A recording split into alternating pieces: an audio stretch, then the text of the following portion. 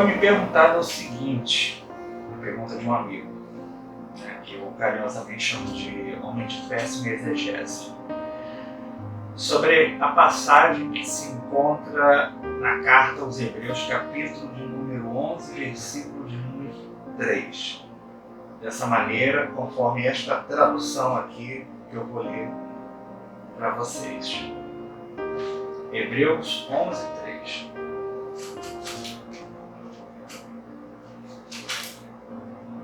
Pela fé, entendemos que os mundos, pela palavra de Deus, foram criados de maneira que aquilo que se vê não foi feito do que é aparente. Vou repetir.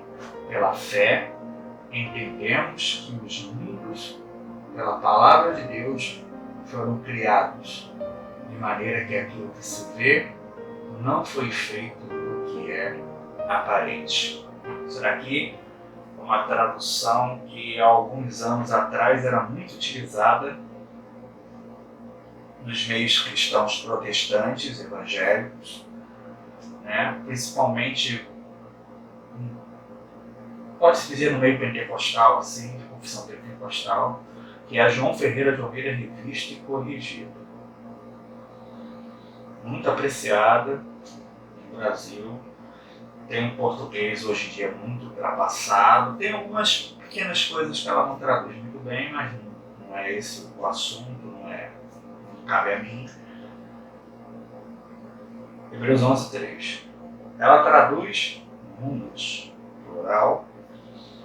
Né? Se você pegar a NVI vai traduzir universo. A João Ferreira de Almeida, revista e atualizada, que eu considero uma boa tradução, embora ela baseada em outros manuscritos, uma gama diferente de manuscritos do que essa daqui. Né? E a forma de traduzir dela é uma forma dinâmica. Essa daqui é a equivalência formal, essa daqui é a corrigida da Sociedade Trinitariana, né? Equivalência formal. Como eu disse, a NVI, a Almeida Revista Atualizada, a nova Almeida Revista Atualizada, que eu ainda não tenho esse exemplar, mas eu permiti, depois terei, traduzem tudo por universo. Se não me falha a memória, a NVT também, a nova versão transformadora. Né? A Bíblia de Jerusalém traduz por mundos também. Pela fé entendemos que os mundos foram criados por uma palavra de Deus. Amém. Mas mundos, universo, isso daqui é a equivalência formal, que ela tenta traduzir uma palavra semelhante para a nossa língua do original que foi escrito, no caso do Novo Testamento grego. Né?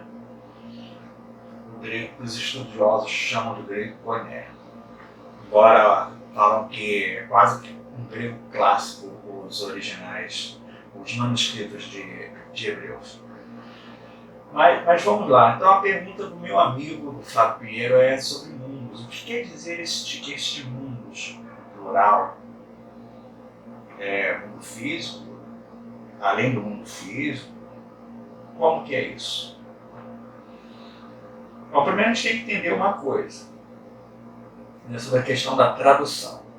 E não é a minha prática, tem pessoas mais especializadas para falar sobre isso, como Augusto Nicodemos, o Luiz Saião, né? E outros grandes homens de Deus, grandes eruditos e estudiosos das línguas originais da Bíblia. O pessoal da crítica textual, né? Eles vão trabalhar essa questão das traduções, mas para a gente entender esse mundos aqui, deixa eu falar um pouquinho sobre essa questão da tradução e mais sobre o Novo Testamento. O Novo Testamento tem mais ou menos uma gama de cerca de uns 5.700 manuscritos, né, entre partes inteiras, capítulos inteiros, livros inteiros e fragmentos, ou faltando algumas partes, vamos dizer assim. Tem essas duas formas de se traduzir hoje em dia, que na época dos reformadores só se usava a forma da equivalência formal, né? A King James, a original de 1611, se não me falha a memória, 1611, com seus 50 ou mais 50 pessoas envolvidas, trabalha nessa questão, equivalência formal, a Bíblia de Jerusalém, a original de 1560 por aí, o nosso querido João Ferreira de Almeida, né? João Ferreira de Almeida, lá no século XVIII, parece a tradução do século XVIII do Novo Testamento, né? Em português.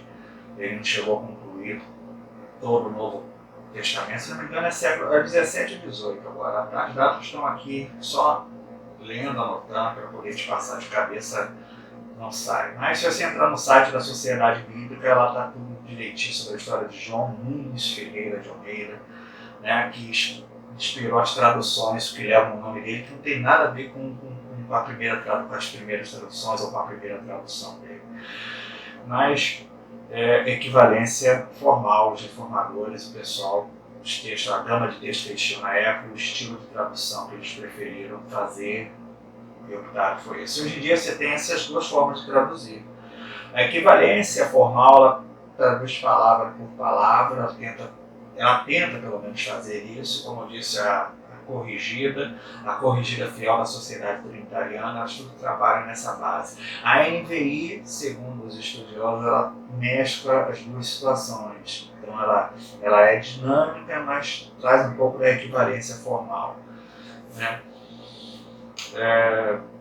Por exemplo, o texto lá que Paulo aconselha nós amarmos os nossos irmãos com as entranhas, com as tripas, propriamente dito lá no original. Aí, na tradução dinâmica, você vai falar de amar os irmãos de todo o coração, de todo o nosso coração, né? Só para a gente ter uma noção. Então, isso influencia bastante a questão da tradução, né? Isso influencia bastante a questão da tradução. A outra coisa que nós temos que saber é o contexto, né? Texto sem contexto é pretexto para heresias, não é isso? É isso? Texto dentro do seu contexto. Então existe uma regrazinha da leitura e da interpretação. É claro, o intérprete por excelência é o Espírito Santo de Deus, o texto sagrado, ele que vai trazer a luz para o nosso entendimento, vai falar aos nossos corações, né? Só que existe uma regra de ler e interpretar o texto. Essa regra também é aplicada a textos antigos como a Bíblia. Então, o que o contexto de Hebreus fala, né? Hebreus tudo indica que o autor aos Hebreus, seja ele quem for, né? Paulo, Apolo, Barnabé, anônimo, eu fico com anonimato. Como não tem como definir isso, a carta não me dá essa possibilidade de definição, tirando o capítulo 13, que lembra um pouco Paulo, né? Então vamos ficar com anonimato, né? Paulo ditou para Lucas, não sei, também não sei, Deus o sabe, né? Nessas horas a gente pode até usar isso, que é verdade. Mas tudo indica que o contexto que o autor escreveu, ele estava escrevendo para judeus cristãos, que estavam sendo de alguma forma influenciados a talvez negar a plenitude da revelação de Jesus Cristo como Messias e a se prender nos ritos antigos, que já tinham sido cumpridos em Cristo, que já tinham sido passados, que o sacerdote por excelência é Jesus, que a salvação perfeita, o sacrifício único e perfeito, uma vez que aperfeiçoou para sempre a salvação, é Jesus. Então o autor fala isso, você vê isso o tempo todo na carta, né?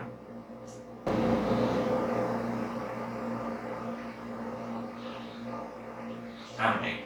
E por aí vai, você vai desde o capítulo 1 até o capítulo 10, versículo 18, falando sobre estas verdades, sobre essa plenitude, essa perfeição do messianato da pessoa do bendito Filho de Deus, Jesus Cristo, o unigênito de Deus.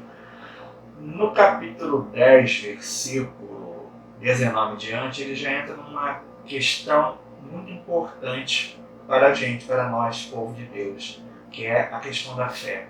É o que ele trata primordialmente no capítulo 11, nos primeiros 3 versículos, que inclusive o versículo que a gente leu, fala que essa fé no invisível, essa fé num Deus invisível, num Deus poderoso que criou todas as coisas pelo poder da sua palavra, que sustenta todas as coisas.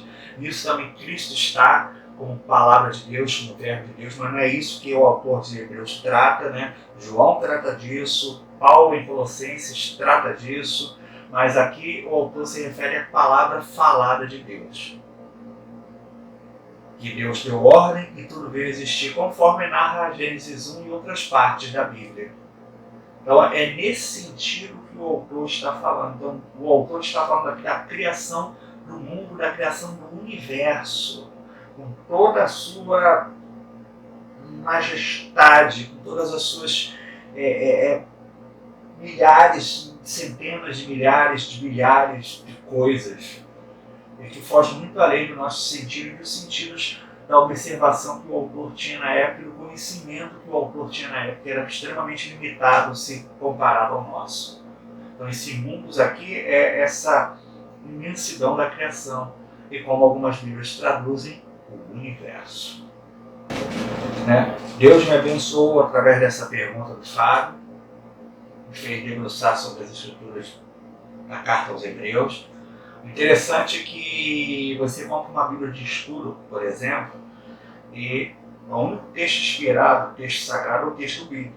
Os comentários, as notas de rodapé, os comentários marginais, as margens, eles por mais brilhantes e corretos dentro da visão bíblica que estejam, que sejam, são apenas comentários, mas a carta aos Hebreus é um comentário inspirado do Antigo Testamento, à luz da Nova Aliança, à luz do Novo Testamento. É uma pregação brilhante, um sermão brilhante, uma exposição brilhante feita pelo autor sagrado, inspirado pelo Espírito Santo de Deus.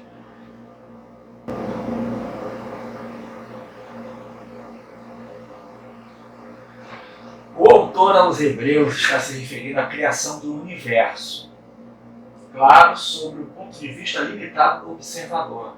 Nesse caso, o autor dessa carta, que grande parte dos estudiosos, a gente já falou, a gente não sabe, ou seja, o autor quer mostrar que muito além do que se podia perceber com os sentidos era a grandeza e a imensidão da criação de Deus descrita no primeiro capítulo de Gênesis e nas outras partes da Bíblia.